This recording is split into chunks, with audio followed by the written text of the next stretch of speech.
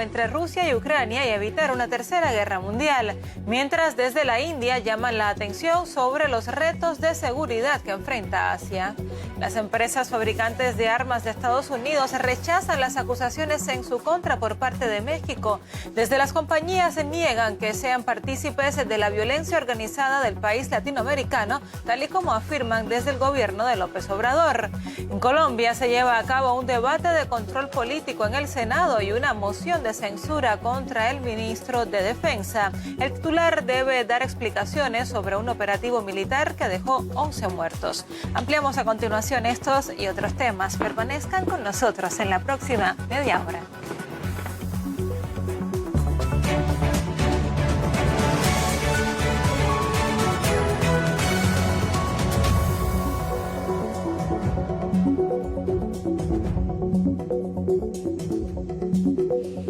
El secretario general de la ONU, Antonio Guterres, se ha reunido esta jornada en Moscú con el presidente y el ministro de Exteriores de Rusia. Reconoció que entiende los reclamos del Kremlin en cuanto a la seguridad en Europa y la situación en Ucrania.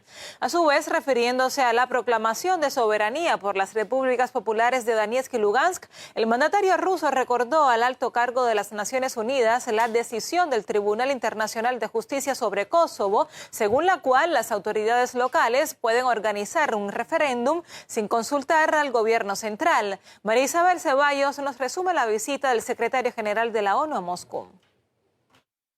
Citas claves, en efecto, ha mantenido el secretario general de la ONU en la Federación Rusa, inicialmente con el canciller Sergei Lavrov y luego con el presidente ruso Vladimir Putin. Vamos a comenzar por esto, lo más reciente. Este encuentro tuvo lugar en el Kremlin y vamos a destacar las declaraciones del primer mandatario de la Federación Rusa en el sentido de que su nación respeta y legitima, sobre todo enaltece lo que es la Carta de las Naciones Unidas como el principal documento para armonizar la vida de las naciones. Nos parecen raras las declaraciones de algunos colegas cuando hablan de un mundo basado en reglas. Creemos que la regla principal es la Carta de la ONU y otros documentos adoptados dentro de la organización, y no los documentos que algunos crean para sus propios fines e intereses. Antes de este encuentro en el Kremlin, como habíamos anunciado, celebraron una reunión de trabajo, así se lo resaltó desde Rusia, entre el canciller Sergei Lavrov y el secretario Antonio Guterres, posterior a lo cual se produjo una rueda de prensa conjunta y allí el canciller Lavrov destacó que aún siguen esperando la respuesta de Ucrania. Esto en el contexto de la cita que tuvo lugar, citada además o liderada por Estados Unidos, la cita de la OTAN en Ramstein, base militar en Alemania, en donde se comprometió más envío de armamento hacia Kiev. Aparentemente Ucrania no está interesada en las negociaciones. Confíen en aquellos que les prometieron que no ganará Rusia, en aquellos que llaman a derrotar a Rusia y a destruirla, y que continuarán esa línea dotando a Ucrania de grandes cantidades de armas. Y si eso persiste, por supuesto las negociaciones apenas tendrán algún resultado.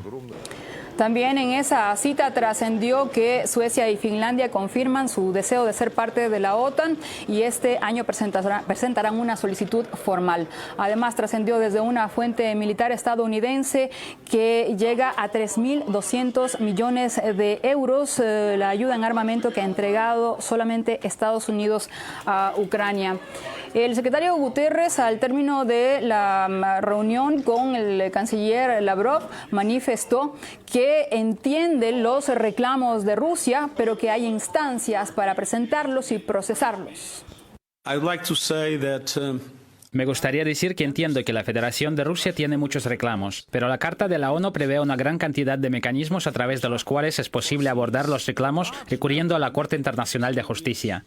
Y hay que adicionar la escalada en la retórica belicista a la que se suma una fuente militar o un alto mando militar más bien del Reino Unido que ha dicho que es absolutamente legítimo para Kiev atacar en los actuales momentos objetivos militares dentro de territorio ruso, a lo cual respondió inmediatamente la portavoz de Exteriores rusa, María Zaharova, en la misma lógica. ¿Entendemos correctamente que, con el fin de interrumpir la logística de los suministros militares, Rusia puede atacar objetivos militares en el territorio de los países de la OTAN que suministran armas al régimen de Kiev? Después de todo, esto conduce directamente a la muerte y al derramamiento de sangre en el territorio de Ucrania. Según tengo entendido, Reino Unido es uno de estos países. A esta reacción también se sumó el Ministerio de Defensa ruso en el sentido de que la provocación directa de Londres a Kiev para lanzar este tipo de ataques, en el caso de que se intente implementarlos, solo conducirían de inmediato a una respuesta proporcional. Así se manifestó desde el Ministerio de Defensa ruso. Este miércoles tendrá en cambio lugar el encuentro entre el secretario general de la ONU, Antonio Guterres, y el presidente de Ucrania, Zelensky. Moscú acusa a Washington de retrasar intencionadamente la operación militar rusa en Ucrania con la intención de enviar nueva ayuda bélica a Kiev.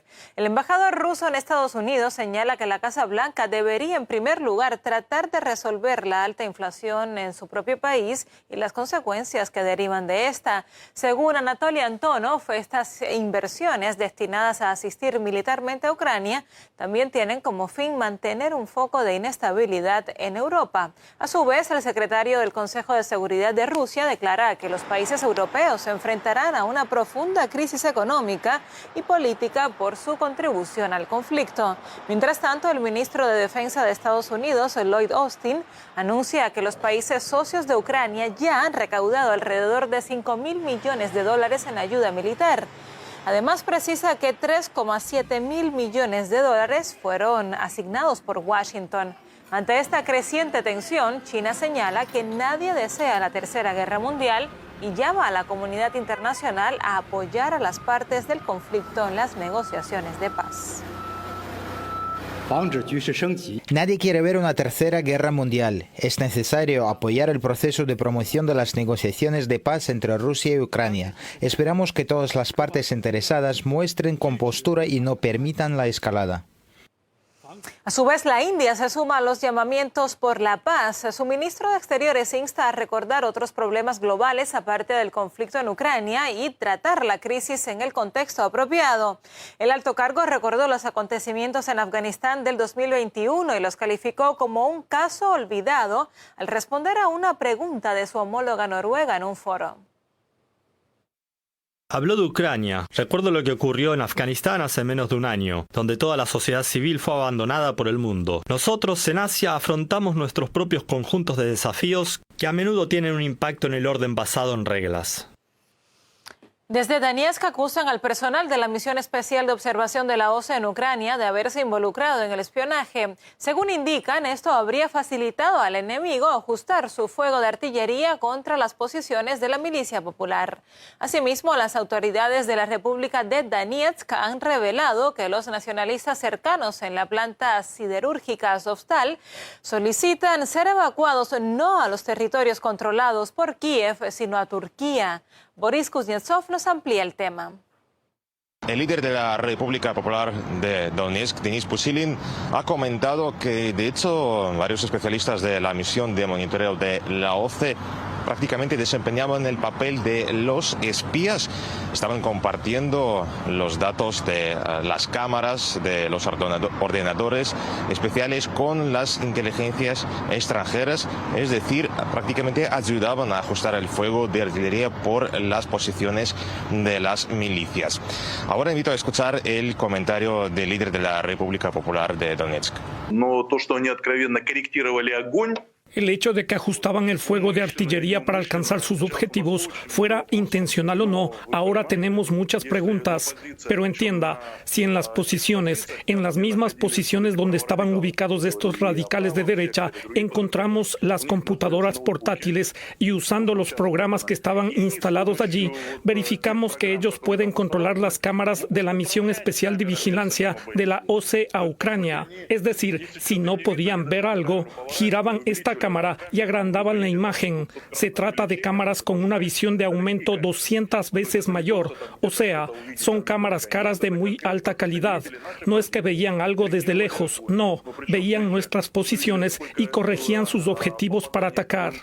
También Denis Pusilin ha comentado que los nacionalistas que están acampados en Azovstal, la planta siderúrgica en la ciudad de Mariupol, han pedido ser evacuados al territorio de Turquía. Según Pusilin, esto significa que los nacionalistas del batallón Azov simplemente no tienen ninguna confianza en las autoridades de Kiev, dado que no han pedido ser desplazados a los territorios controlados por la parte ucraniana. Así también, por desgracia, podemos constatar que los uniformados ucranianos continúan los bombardeos de las viviendas, de las casas de los civiles. Así, en la región de Donetsk otra vez se han registrado estos bombardeos y, por desgracia, hay varias personas muertas y también varias personas heridas. También podemos destacar que otra vez el fuego de la artillería alcanza el territorio de Rusia. Esta vez bajo el fuego de artillería se vio la región de Belgorod y, tal como afirman las autoridades, más de 90 casas han sido dañadas. La autoproclamada República Moldava de Transnistria, situada a lo largo de la frontera suroeste de Ucrania, declara el estado de alerta terrorista máxima para los próximos 15 días. Así lo decidió el Consejo de Seguridad de la región después de 3 atentados en las últimas 2 jornadas. El lunes ocurrió el primer ataque, que tuvo como objetivo la sede del Ministerio de Seguridad del Estado.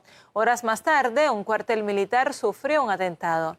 Esta jornada se produjo la tercera agresión, esta vez contra un centro radiotelevisivo que transmitía en lengua rusa. Según las autoridades, el primer atentado fue perpetrado por 3 personas aún no identificadas que llegaron a la región desde el territorio de Ucrania.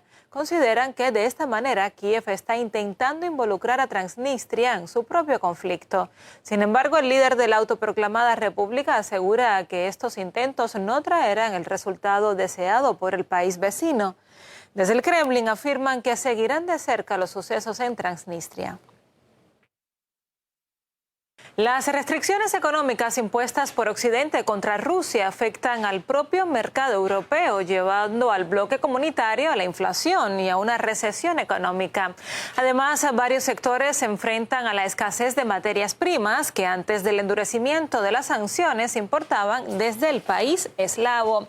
Nuestro compañero Semyon Senderov ahora nos va a mostrar algunos ejemplos concretos de donde Europa sale más perjudicada que Rusia en este tema de las sanciones. Semyon. ¿Qué tal, Aliana? Bueno, efectivamente no es ningún secreto y se está hablando bastante sobre este tema, sobre las consecuencias que tienen las sanciones antirrusas en contra de aquellos países que las imponen. Y aquí precisamente hablamos de esa señal, de esa voz de alarma que escuchamos, por ejemplo, desde Alemania, donde según varios directores de empresas, la industria alemana literalmente colapsaría en pocos meses en caso de imponerse un embargo sobre las materias primas energéticas rusas. Y es muy importante porque ellos obviamente están pensando en la economía y en sus propios negocios. Aquí hablamos de algo más concreto, como por ejemplo el combustible marino, y es que resultó que ahora muchos barcos no pueden utilizar ese combustible de Rusia y así en concreto tenían que desviar, por ejemplo, sus rutas para reponer el combustible en otros puntos. Pero aquí surge otro problema porque, por ejemplo, ahora están utilizando más los puertos de los Países Bajos, cuyas reservas no estaban preparadas para eso. Como consecuencia, aumenta muchísimo el precio de este combustible marino. De hecho, dicen que aumenta mucho más rápido que incluso el petróleo. Y aquí pasamos a algo también muy importante, que es el titanio. Y es que aquí, y lo dicen desde Airbus, las sanciones contra el titanio ruso causarían un daño masivo a toda la industria aeroespacial europea. Y aquí hay que decir que desde Airbus dicen que están utilizando la mitad del titanio que están utilizando viene desde Rusia. En caso de otra empresa importante que es Boeing, ahí se trata de 1/3 y reemplazarlo rápido no sería posible. Hay otros metales que también están implicados en las preocupaciones de Europa. Sí, es curioso ver las consecuencias que todo esto puede tener, porque algunos a lo mejor no se preguntan. En caso de paladio, níquel, platino y rodio, aquí podemos destacar que paladio, por ejemplo, se usa en la industria dental, por ejemplo, para los implantes dentales. También si mencionamos níquel, platino y rodio, lo utilizan para la producción de los coches eléctricos, y también se usan estos metales cuando hablamos de joyería. También pasamos a otro material muy importante, que es madera. Obviamente no van a tener mucho problema en encontrar la madera, pero aquí un detalle muy